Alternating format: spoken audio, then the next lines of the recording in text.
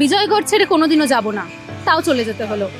ধারাবাহিকের শুটিং চলাকালীন মর্মান্তিক দুর্ঘটনায় প্রাণ হারালেন টলিউডের জনপ্রিয় অভিনেতা রাহুল অরুণোদয় বন্দ্যোপাধ্যায়।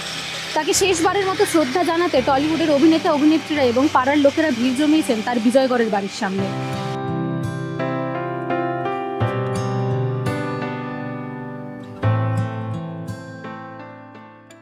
আপনাদের একেবারে বাড়ির উল্টো দিকে আমরা দেখতে পাচ্ছি থাকতো, কিছুই বলার নেই, তবু আপনি যদি কিছু বলেন। ছোট থেকে দেখে বড় হয়েছি, মানে ওনার গাড়িটাও আমাদের গ্যারেজেই থাকতো।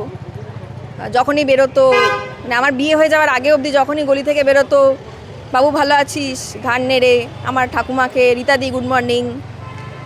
আমাদের বাড়িতে একজন ওই কেয়ারটেকারের আমাদের একটা বাচ্চা আছে, তাকে চকলেট দেওয়া, তাকে ইফতারে জিনিসপত্র দেওয়া, সমস্ত কিছু করতো।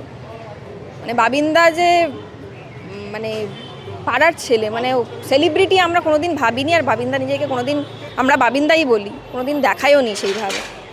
ঘরের ছেলে তো, মানে আর কিছু বলার নেই। অভিনেতার থেকে বেশি একেবারে পাড়ার ছেলে হিসেবেই মিশতেন। হ্যাঁ, মানে কোনোদিন সেটা দেখাইনি যে আমি অভিনেতা। ইভেন আমার বাবাকে নিয়ে উনি লিখেছিলেন, আমার ঠাকুমাকে নিয়ে লিখেছেন, আমরা জানতামও না লিখেছে। মানে যখন পাড়ার লোকজন বলেছে এই তোর বাবাকে নিয়ে লিখেছে আর ঠাকুমাকে নিয়ে লিখেছে, তখন জানতে পেরেছি বাবিন্দা লিখেছে। তো ওটাই আর কি, মানে ছোট থেকে দেখে বড় হয়েছি। পরের দিন আমার বারান্দা দাঁড়িয়ে ছিল, আমি বললাম যে থ্যাংক ইউ। আমার ভীষণ প্রিয় ছিল, প্রত্যেক শীতে আমি ওকে সর্ষে শাক আর ভুট্টা রুটি খাওয়াতাম, খুব প্রিয় ছিল। আর রোজ বেরোবার সময় আমি এখানে বারান্দা বসে থাকতাম, রীতাদি আসে টাটা, হাত নেড়ে যেত, দেখা করে হাত নেড়ে যেত। টাইমটাই আমি দেখতে পাইনি ওকে, যখন লাস্ট গেছে দীঘা সেই সময় আমি ছিলাম। যেদিন দীঘা গেল সেদিন আমি আমার ছেলে গেটের কাছে দাঁড়িয়েছিলাম, আমাদেরকে হাত নেড়ে এরকম করে গেল। কোনোদিন যে সেলিব্রিটি এটা উনি মানে ইয়ে করতো না। আমার ওর বিয়েতেও গেছে, আমি বলেছি যে তোর বিয়েতে আসতে হবে, কিন্তু বলছে রীতাদি আমাকে 2 মাস আগে জানাবে, তাহলে আমি কোনো শুটিং রাখবো। গেছে রিক্সা করে এখান থেকে গেছে। ডাউন টু আর্থ ছিলেন, খুবই ডাউন টু আর্থ ছিলেন। ওনার এই বয়সে চলে যাওয়াটা আমরা কেউই মেনে নিতে পারছি না। ভালো থাকুন উনি যেখানেই গেছেন। আর একদম হুবহু ওর বাবা চেহারা এসে গেছে এখন লাস্টে, এই এখন যে পুরা বাবা চেহারা পেয়েছে। ও তো খুব ফর্সা, এখন একটু কালো হয়ে গেল, একদম বাবার চেহারা। এই যে বড় ভাই তো কয়দিন আগে এসে দেখা করে গেল, 17 তারিখে গেছে, কালকে আসছে। খুব খারাপ হয়েছে, খুব খারাপ হয়েছে।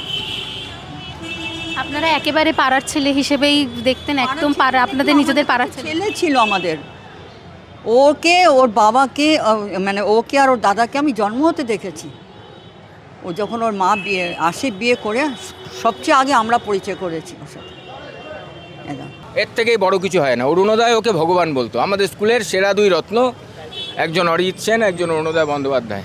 আজকে আমরা অরুণোদয়কে এরমভাবে অকালে চলে যেতে হবে ভাবতে পারছি না। আমাদের স্কুলের ছাত্র গর্ব করে বলতো নাকতলা স্কুলের ছাত্র। ধরে বন্ধুত্ব, একেবারে পারিবারিক বন্ধুত্ব। মানে আমার বাবা যখন হাসপাতালে ভর্তি ছিলেন, আমার আগে ও চলে গেছিল।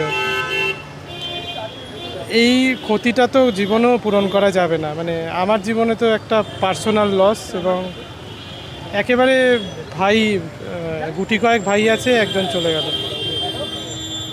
ও কত বড় শিল্পী ছিল সেটা তো আমার আজকে বলার বিষয় না, কিন্তু আমি অন্তত মানে এখনও মানিনি, এবং আমি এখনও আশা করব যে কোনো দিন সকালবেলা ওর একটা মেসেজ আসবে যে সব মিথ্যা কথা। তো জানেন যে ওই যে জানলাগুলোর আকাশ ছিল, এটা ওর লেখা এবং অভিনয় করেছিল। এটা দিল্লিতে গিয়ে পুরস্কৃত হয়েছে, তা সেইগুলোটাও আমাকে পাঠিয়েছিল, ছবি তুলে তার স্ক্রিনশট বা এরকম, এবং খুবই আনন্দিত ছিল। লেখালেখি করলে তো পাঠাতোই, মানে ছাপানো লেখাও পাঠাতো আর নতুন লেখাও পাঠাতো। তা শেষ আমাকে ওই নাটক নিয়ে অনেক কিছু পাঠিয়েছিল আর কি। আমিও ওকে কিছু বিভিন্ন জিনিস পাঠাতাম। আজকে সকালে একটা জিনিস পাঠাতে গিয়ে তো আবার হাত আটকে গেল। অভিনেতা নয়, পাড়ার বাবিন্দা, কার্যত এক ডাকেই সাড়া পেত সবাই।